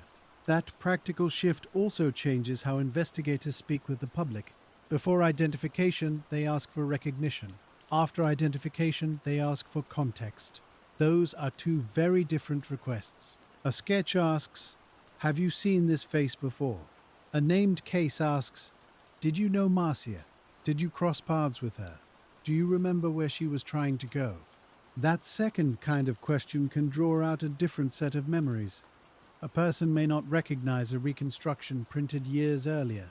They may, however, remember a young woman by name, or remember hearing her spoken of in a family circle, or recall a trip discussed long ago and never fully explained. So once Marcia's identity was established, the file became more searchable in the human sense as well as the bureaucratic one.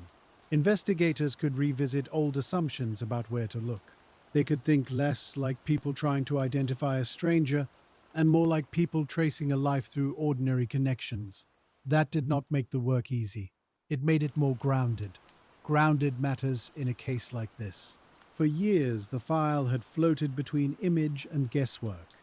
Now it could begin to attach itself to places that had meaning before Ohio. Arkansas became important in that way, not as a dramatic reveal, but as an anchor, a real state connection, a real family line, a place where her story did not begin, perhaps, but where it could be held more accurately than before. Once that connection became clear, the case widened again, though in a better direction. Earlier, it had widened because investigators knew almost nothing. Now it widened because they finally knew something useful. A family network linked Marcia to a part of the country that helped explain why a northbound route might matter. That did not mean every mile of her final travel could be reconstructed. It meant the broad geography of the case had become more plausible. That is a subtle distinction, but an important one. Cold casework often advances not by certainty, but by reducing the number of impossible stories. The old file had allowed almost any origin. Now many origins could be set aside. The Southwest assumptions inspired by the poncho looked less persuasive. The notion that she was remembered mainly through a style associated with some imagined wandering identity became less helpful. Instead, the investigation could examine a life that touched the South, family movement, and the long roads that connected those regions to Ohio. That reorientation also affects the emotional tone of the case. Once a name is restored, sympathy tends to deepen in a different way. People stop asking, "Who was the girl in Buckskin?" They begin asking, "What happened to Marcia?" Again, that may sound like a small change in wording. It is not. It shifts the center from curiosity to care. And in the offices where such cases are worked, that shift often matters a great deal. Investigators are not merely solving a puzzle, they are trying to give a person back the dignity of an intelligible life. Even if only part of that life can be recovered, the effort itself changes the case. This was especially true because Marcia had spent so long in public language as a label. A label can keep a file alive. It can also freeze it. It encourages everyone to think they know the shape of the story. Then the real name arrives, and the story loosens again. Now there is room for contradiction, complexity, family memory, and the untidy details of real human movement. So, the post-identification years, though quieter in headlines, may be the most important years for understanding the case honestly. Investigators had to ask where Marcia had lived or been known to spend time. They had to ask who among her relatives or acquaintances might still remember fragments that were never written down. They had to compare documentary records against the old forensic estimates from 1981. Did the age line up? Did the physical description make sense? Did what was known of her background fit the possibility that she could have been traveling north through Ohio in early April? This is where old science and new science meet in a very calm way. The newer methods gave them the name. The older reports still had to make room for it. When they did, the case grew more coherent. Not complete, and coherence is a kind of justice too.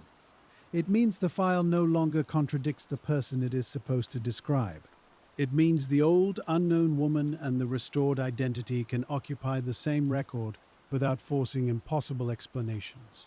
Marcia's age, her appearance, and the broad outlines of her life fit the woman found in Miami County. That fit matters because false certainty is one of the great dangers in celebrated cold case identifications. Public pressure can sometimes reward a tidy answer too quickly. Here, the value was in the slow build. Genealogy pointed, records supported, confirmation sealed it. Only then did the public statement come. That sequence is what made the restoration trustworthy. And once trust is established, the second half of the mystery becomes easier to pursue. People are more willing to come forward when they believe the identification is solid. Agencies are more willing to commit resources when the foundation is firm. Family members are better able to speak or to search their own memories and records when they know the uncertainty around identity has ended. That does not mean memories become suddenly precise, but it does mean they have somewhere precise to attach themselves. One of the hardest things about an unidentified person case is that every remembered fragment floats: a mention of a trip, a friend's half recalled story, an old photograph with an uncertain date, a letter without context. Until the person is named, those fragments cannot be arranged well. Once the name returns, even scattered memories can sometimes be sorted into a rough timeline. A trip taken one spring may matter. A period of silence may now line up with the final known period of life. A region once discussed vaguely may become significant because it lies along a plausible route. This is one reason old case identifications often have a second wave of investigative value months or years after the public announcement. The first wave is recognition. The second is organization. People begin to look through drawers, albums, address books, calendars, and old conversations differently. A document ignored before may become useful now. A rumor dismissed long ago may be checked against dates and geography. A relative may realize that what felt like a private family mystery is connected to a publicly documented case. In Marcia's situation, those possibilities had to be approached with patience. A case this old cannot be rushed simply because the first question has finally been answered. If anything, the return of her name required a slower pace, because each next step carried more weight. Now there were family members to consider. Now there was a record of a real life to protect from careless storytelling. And now there was a risk that public imagination, having let go of the poncho mythology, might immediately try to create a new mythology around the identification itself. Experienced investigators usually resist that. They know that old files are full of gaps no dramatic narrative can honestly fill. So the work continued in the disciplined way cold cases usually do. Records were gathered, possible timelines were reviewed, jurisdictional questions were revisited. Because once a person is identified, another practical issue emerges. Which agencies now have relevant pieces of her story? Ohio still held the scene in the long unidentified person file. But if Marcia's background led back to Arkansas, then records, family contacts, and earlier movements might involve other offices, other counties, and older local knowledge outside Ohio's frame. This kind of cross-state work is rarely elegant. It involves calls, requests, old archives, and the uneven quality of surviving records. One county may have excellent retention. Another may have changed systems several times. One clerk may know exactly where a decades-old document is buried. Another office may no longer possess anything from that period except a summary line and an index. Still, with a real name, these efforts become possible in a way they were not before. A nameless young woman found along a road can only be compared abstractly. Marcia King can be searched for concretely. That is a major change in investigative power. And it is worth pausing on what made it possible. Not the visual clue most people remember, not the public nickname, not even a single miraculous laboratory moment. It was the combination of persistence and restraint. Evidence was preserved, assumptions were held loosely. New tools were applied only when they were ready. The case was not solved by speed. It was solved by not breaking under delay. That is the kind of lesson a quiet case teaches better than a dramatic one. Years of uncertainty did not produce clarity by themselves, but they did create the time through which science, policy, and expertise could evolve. And because the file was still intact when those changes arrived, Marcia could be identified. It is also useful to consider what the identification did not do. It did not suddenly provide a perfect account of Marcia's final days. It did not automatically reveal every person she met along her route. It did not restore every lost opportunity from the early 1980s, when a closer network of witnesses might still have been reachable. This can feel disappointing if one expects old mysteries to end cleanly. But a clean ending was never the realistic promise of this case. A more honest promise was possible, that one deep wrong could be corrected, and that correction could improve the search for the rest. That is exactly what happened. The file no longer began with anonymity. It began with Marcia Lenore King. From that point forward, every remaining question could be asked in a more human way. Not what happened to the Buckskin girl, what happened to Marcia. Not where did that unidentified woman come from? Where had Marcia been living, traveling, or hoping to go? Not who might recognize a poncho, who might remember her. This is where the so-called weird evidence begins to look stranger in a more interesting sense. The unusual clothing once seemed like the case's defining clue. Later, it became clear that the truly unusual feature was the duration of the evidence chain. A sample from 1981 survives. Records survive enough to support genealogy. Distant relatives have left enough documentary traces for a family tree to be built. Policies exist to use that work responsibly. Experts are available to interpret it. That entire chain is, in a sense, the odd evidence. It is odd because it depends on years of quiet continuity that most people never see. By the time many viewers or readers hear about a case like this, they encounter only the final arrangement. A famous old mystery, a new scientific tool, a name restored. What they do not see are the intermediate hands. The evidence technician who packaged correctly, the clerk who maintained logs, the office that retained old biological material when it would have been simpler to discard it, the supervisor who allowed retesting, the genealogist who spent long hours excluding wrong branches before pursuing the right one, the detective who knew a partial lead was not yet enough. Those people are part of the evidence too, though in a different sense. They are the human structure that lets evidence keep speaking across time. In Marcia's case, that structure deserves almost as much attention as the science. It tells you something about how old cases survive long enough to be understood. They survive because institutions, imperfectly but sometimes faithfully, keep them from being erased. And as the investigation moved beyond identification, there was another balancing act to manage. Public interest can be helpful. It can also distort. Once a name is announced after decades of mystery, there is a temptation to revisit every old theory and force it to fit the new biography. Investigators had to resist that. Some old ideas had already been weakened by the identification. The poncho no longer pointed strongly toward the regions many once assumed. The imagined lifestyle attached to her appearance no longer had much authority. Other questions, though, remained open enough to merit renewed thought. Travel patterns, associations, possible reasons she was in Ohio, potential links to people who may have moved with her or encountered her not long before she was found. These are meaningful areas of inquiry, but only if pursued gently. In a case this old, certainty can become brittle. One good document may stand beside three uncertain memories. A family recollection may be sincere yet imprecise. A reported sighting may feel persuasive, but rest on a date that cannot be checked.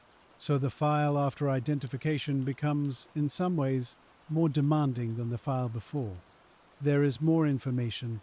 There is also more opportunity to misread it. The good investigators know this.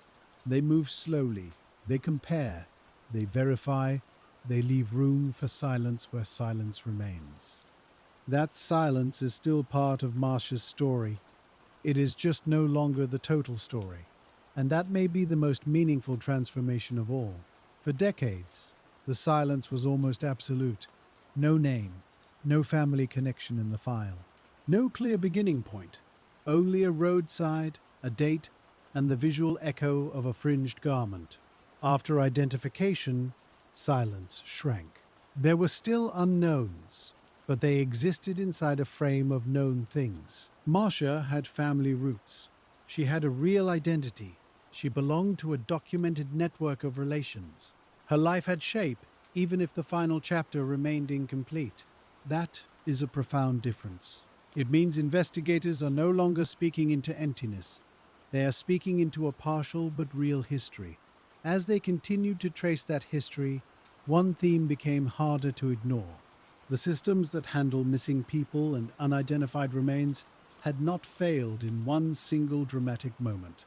They had failed in a more ordinary way. By not linking what existed, a young woman could be missing in life and yet not be legible to the authorities holding her remains. A family line could exist without generating a report usable across states. A set of forensic notes could sit for years without meeting the record that would make sense of them. This is not a comfortable lesson, but it is an important one. It means the case was not unsolved merely because the clues were scarce. It was unsolved because the clues lived in different places and different systems, separated by time, geography, and administrative limits. Genetic genealogy did not just identify Marcia, it helped stitch those separated pieces together. That is why the method matters beyond novelty. It is not magical, it is connective. It creates relationships where old systems stored fragments. And once those relationships are visible, the old file stops looking like an isolated mystery. It starts looking like a broken chain that has finally been repaired in one crucial link. Of course, once one link is repaired, the eye naturally moves to the next broken part. How did Marcia come to be near Troy? Who was in her orbit during that period? What expectations, plans, or destinations may have been guiding her travel? Were there missed opportunities in the earliest days of the investigation when the name could have redirected the search toward the right state or family? Those are difficult questions, not only because they are hard to answer, but because they carry a certain ache.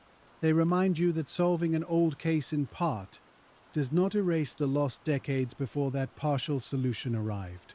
Still, the identification does something important with that ache. It gives it a proper address, no longer a vague sadness for an unknown girl, now a specific sorrow and respect for Marcia King.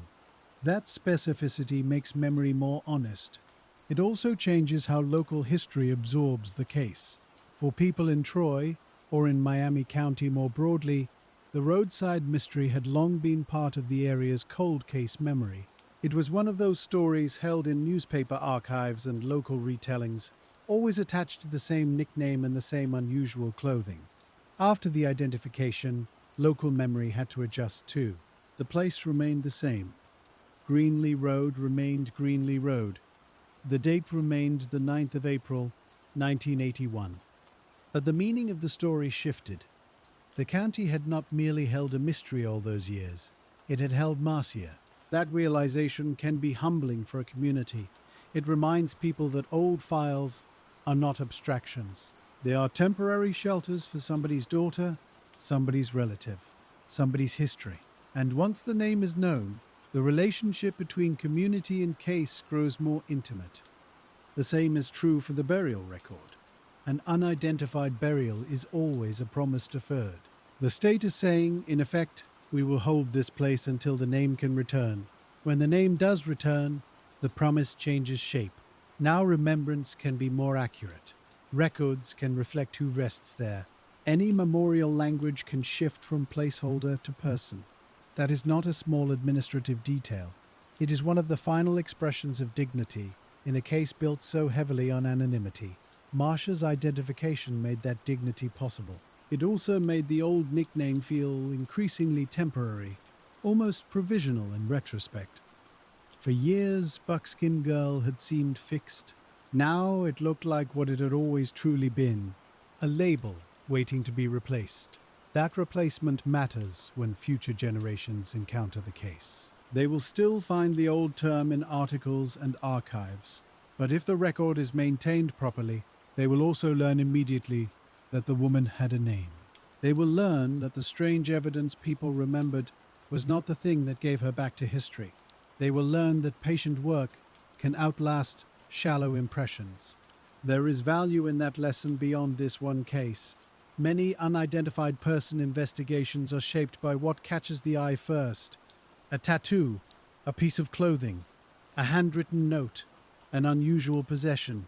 Those details matter. They can keep a case alive. But they are not always the route to truth. Sometimes they merely hold the place until better methods arrive. That was the role of the buckskin poncho here. It kept the case visible. It did not solve the identity. The more investigators and writers say that clearly, the more honest the story becomes. And honesty is especially important once public attention settles again, because public attention always does settle. After the announcement, there is a wave of coverage. Then the headlines quiet down, the cameras leave. The novelty of forensic genealogy gives way to ordinary administrative and investigative follow-up. This is where many stories fade from public consciousness, but it is also where the most responsible work continues. Agencies update records, additional leads are assessed, relatives may be informed in more detail.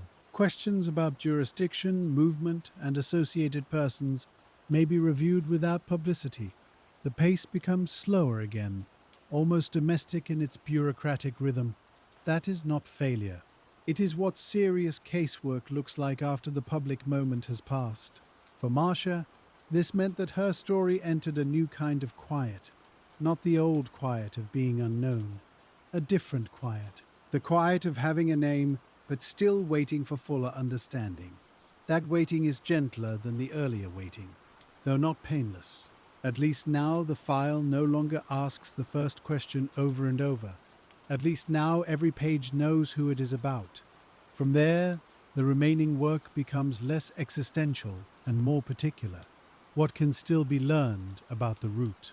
What can still be learned about relationships? What records might still survive?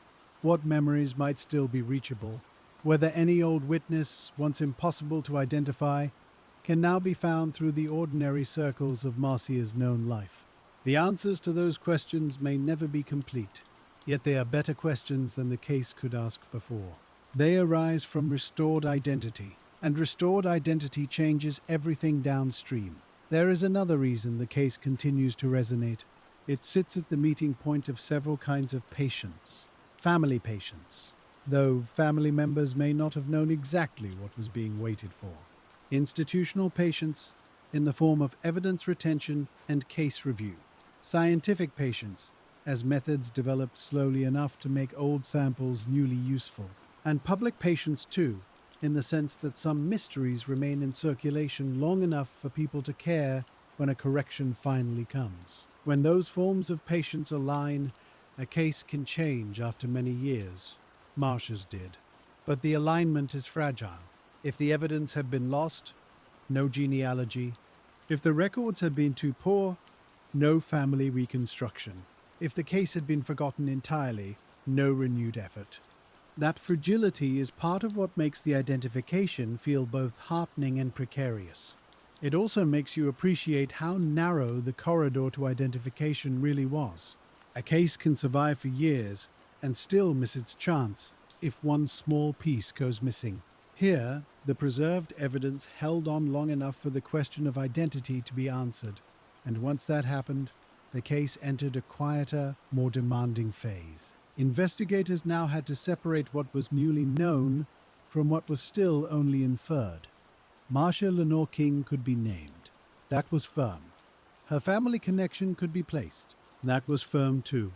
But the shape of her final journey and the circumstances that brought her to Miami County remained something to be built carefully from partial records and patient review. That shift matters because it changes the style of detective work. Before identification, the file had been broad and outward-looking. Who anywhere might know this woman? After identification, the file narrowed inward. Who knew Marcia? Who had crossed paths with her in the last weeks or months of her life? Which places in her known orbit might still leave some trace in documents, memory, or family recollection? The answer could no longer come from a random recognition alone. It had to come from reconstruction. That meant revisiting records with the discipline that only a real name allows. Birth records matter differently once the person is known. Family trees become grounded in actual households. Old addresses can be charted. A likely age can be compared against school years, regional moves, marriages in the family, and the ordinary administrative trail that most lives leave behind, even when those trails are thin.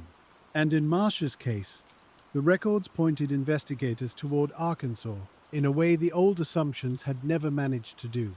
That was not the kind of clue that produces excitement in the popular sense. It produced orientation. For the first time, the case had a meaningful direction backward, not toward a garment or a style, but toward kin, toward roots, toward the place where she belonged in the record before Ohio ever entered the story. That changed how detectives could think about her final route. Interstate 75 still mattered, but now it mattered inside a more credible human map. The road near Troy was no longer the start of the story. It was one point in a much larger geography. A person with ties to Arkansas traveling north through the interior of the country made more sense than the scattered theories built years earlier from the buckskin poncho alone. The old southwestern guesses began to look less like insight and more like the mind overvaluing the most visible clue. That is one of the most instructive parts of the case. Distinctive evidence can hold attention for decades. It can also bend attention away from where the real answer waits. The poncho was useful because people remembered it. It was misleading because people trusted it too much. Once Marcia's identity was known, the investigation had to undo that distortion. The clothing could remain part of the file. It could no longer serve as shorthand for the whole person. That sounds simple, but in practice it changes every later question. You stop asking what the clothes suggest about personality. You start asking where Marcia had actually been living. You stop wondering what subculture she resembled. You start wondering who last had reliable contact with her, and whether any part of that contact can still be documented. You stop treating appearance as biography. You begin building biography from records, relatives, and place. That is slower work. It is also better work, and because so much time had passed, better work had to be paired with realism. A lot of old mysteries become easier to name than to fully explain. In Marcia's case, her identification did not reopen a fresh scene. It reopened a very old one. The physical location near Greenlee Road was fixed in the past. The first response had happened in the past. The first lost opportunities, if there were any, belonged to the past too.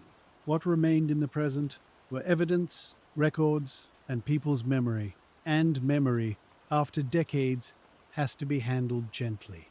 A person may sincerely remember hearing about a trip, or a friend, or a destination, but not remember when. A family member may know that Marcia drifted in and out of contact, but not know exactly which silence became final. An old acquaintance may recall seeing her, but merge one year into another. So the challenge after identification was not just gathering recollections, it was arranging them against the calendar with care.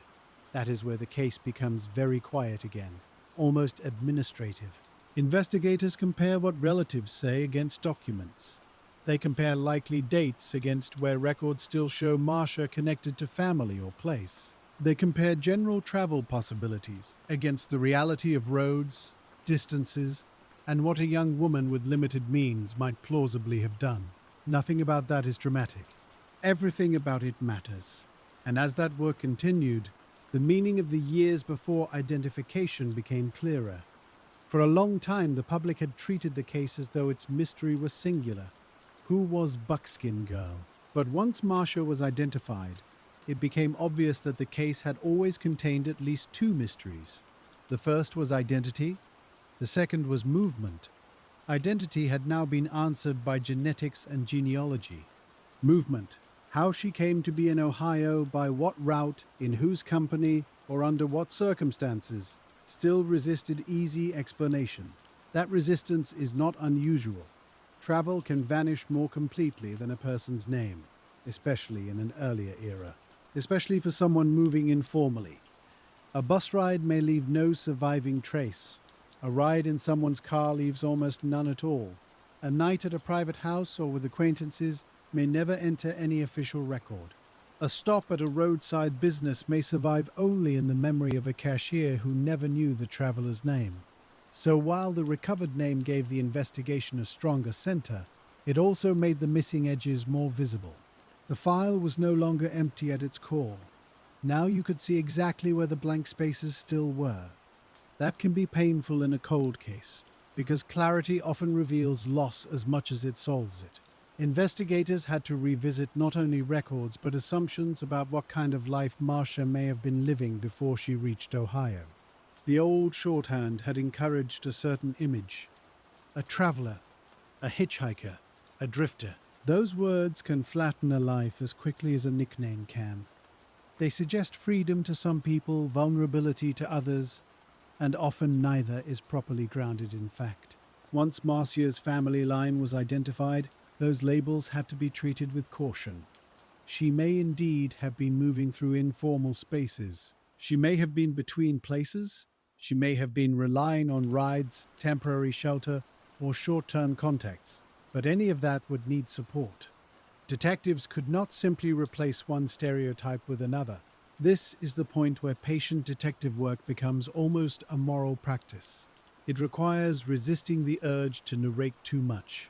A modern audience likes a clean story. A young woman from here headed there, with this plan, meeting these people. The real file rarely gives that. It gives pieces, a route that seems plausible, a period of silence, a family memory, a document that anchors 1 year, but not the next. The right way to handle that kind of material is not to overfill it. It is to let the known pieces stand, and to build only where they can bear weight. In Marcia's case, that meant investigators could say more about who she was than they could yet say about every step she took.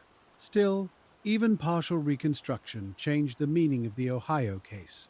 The woman found near Troy was no longer detached from the rest of the country. She could now be placed inside a human network that extended beyond Ohio, beyond the roadside, beyond the strange visual symbol of the poncho. And that placement had consequences for the live investigation. When law enforcement speaks publicly after an identification like this, the message changes. It is no longer, help us recognize this woman. It becomes, help us understand Marcia's last known movements. That is a narrower question, but often a more productive one, because people who never would have recognized an old sketch may still remember a name, a family connection, or a period of travel. A person may hear Marcia King and think of a story once told at home. They may remember that someone had gone north. They may remember a trip that ended in silence. They may remember an old friend who used Marcia's first name, even if they had no idea that friend became an unidentified case in another state. That is the practical power of restored identity. It creates new pathways for memory, and new pathways matter, even if they do not immediately produce complete answers. In old cases, progress often comes in small alignments. A relative confirms a period of separation. A region becomes more likely. A route becomes less speculative. An old idea is ruled out, which is often as useful as a new one being proved. That is because elimination narrows the file. It saves future investigators from chasing the same mirages. In Marcia's case, one of the most important eliminations was the old mythology built around the buckskin clothing. That mythology had lasted because it was easy to picture. The truth, or at least the truth the evidence could support, was less visual and more grounded. She had roots. She had relatives. She had a real name that tied her to actual places. The poncho remained memorable. It was no longer decisive. That is perhaps the clearest answer to the idea of weird evidence solving the case. The weird evidence did not solve it directly. It solved it only in the indirect sense, that it kept the case alive in public memory long enough for the real solving method to arrive. That distinction is worth repeating because it changes how you understand the whole arc. The unusual clue preserved attention. The preserved biological evidence restored identity. One worked in memory. The other worked in science. Without memory, the case might have faded. Without science, memory alone would not have named her. It took both. And after that naming, a further question began to shadow the case more openly. What could identification not do? It could update records. It could correct burial information. It could reconnect the case to family. It could redirect investigators toward more plausible geography and more human lines of inquiry. But it could not turn back the calendar. It could not recreate the first week after her death, when roads were fresh in memory and the people she met might still have been found. It could not restore records that had already been discarded. It could not sharpen decades-old recollections into certainty. This is not a criticism of the identification. It is a description of its limits, and those limits matter because they define the remainder of the case. Marcia's case after identification was no longer primarily a story about invisibility. It became a story about the long afterlife of partial knowledge. The most important thing had been returned. Other things still had to be sought in a more tentative way. That is a very different emotional register, and perhaps a more mature one. The public often wants the final chapter to be loud. Cold case work is usually quieter than that. A family is notified, a record is corrected, a statement is made. Then officers begin the slower process of seeing what else can be learned now that the first barrier is gone. Some of that work may never be public in detail. Some of it may involve conversations with relatives that are private by nature. Some of it may consist mostly of exclusion, ruling out one possible route, one proposed association, one old rumor after another. That kind of labor does not create dramatic coverage. It is still part of solving a life as honestly as possible. For Marcia, even the act of saying her name publicly changed the texture of the case. News reports still had to mention the old nickname because that was how many people recognized the file, but now the nickname sat behind the real name, not above it. That hierarchy matters. It teaches the public how to remember correctly, not as Buckskin Girl, with Marcia added as a footnote, as Marcia Lenore King, who for years had been known by a case label because the system had not yet caught up to the truth. That correction in language is one of the most important forms of dignity a solved identification can offer, and it also influences what future leads look like. A person might ignore an old article about an unidentified woman. They may respond to an appeal involving Marcia by name. A family branch that never saw itself in the public mystery may suddenly recognize a connection once the surname is visible. That is why naming does more than satisfy the record. It reorganizes the social field around the case. The file becomes legible to different people. That legibility is especially important in a case where the original failure may have involved exactly that kind of invisibility. No useful missing person report met the unidentified remains in time. No clean administrative bridge connected where she was found to where she came from. Now, at last, the bridge existed. And once it existed, everyone working the case had to think about the old silence in a different way. Not as proof of abandonment. Not as proof that no one knew Marcia, but as proof that institutions are often poor at handling people whose lives are not neatly documented and locally contained. A young woman moving across state lines, possibly living a mobile or unstable life, can disappear in a way that does not fit administrative expectations. Families may worry but not know where to report. They may have reasons to distrust authorities. They may assume she has simply gone elsewhere and will reappear. They may not have the full name, address history, or exact date of disappearance that one office wants before taking the matter seriously. All of those ordinary difficulties can become extraordinary barriers once the person is found far from home. Marcia's case is powerful partly because it reveals that structural problem without turning it into abstraction. You can see the exact consequences. A woman remained unnamed for decades. A county preserved her evidence. A later generation used tools unknown to the first investigators. And only then did the system finally perform the most basic connection it should always be able to make. The found person and the missing person were the same. That realization gives the case a quiet weight beyond its individual facts. It becomes not only the story of Marcia King, but also a case study in how old investigative limits shaped real human outcomes. And because of that, the later work on her last journey had to be done with unusual humility. There was no reason to assume that the same systems which failed to identify her quickly would suddenly yield every later answer effortlessly. If the records were fragmented before, they might remain fragmented now. If her life had moved through informal networks, those networks might still be difficult to reconstruct. If there were people who knew something once, they may no longer be reachable. So the case after identification was both richer and more fragile. Richer because the person at the center was no longer anonymous.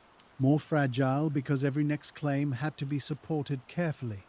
This is often the stage where investigators rely most heavily on practical discipline. Timelines are drafted and redrafted. Documented facts are separated from family recollection, not because recollection lacks value, but because the two kinds of information work differently. Known dates are anchored, unknown periods are marked honestly. Geographic possibilities are narrowed by roads, by common travel patterns, by what is credible for the era, and by what contacts may still be traced. The work feels less like revelation than arrangement.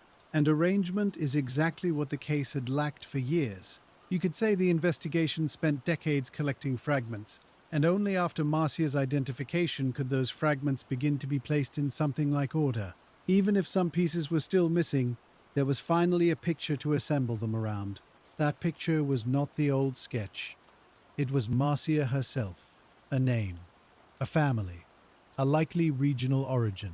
A life that had not started in Ohio and should never again be remembered as if it had. The practical implications kept spreading outward. Burial records could be corrected. Databases could be synchronized. Cross-jurisdictional cooperation could become more exact. Cold case summaries could be rewritten to reflect the identification and the updated understanding of the evidence. Future researchers, journalists, and investigators would no longer need to begin with guesswork. They could begin with Marcia Lenore King. That matters more than it may first seem. Every future telling of the case now has the chance to be more humane than the last, and every future inquiry can avoid some of the distortions that the old nickname and the old assumptions had introduced. There is a kind of justice in that. Not total justice, not the dramatic kind, but record-based justice. Historical justice. The dignity of being remembered correctly. And yet the unresolved portion still remained. How did Marcia come to be there? What was the shape of the final route? Was there someone in her last known orbit who has still never been identified publicly in relation to the case? Were there conversations, rides, or plans that vanished simply because no one knew her name at the right time? Those questions grew sharper after identification, not softer. A name gives the mystery edges. Before, the unknown was broad and shapeless.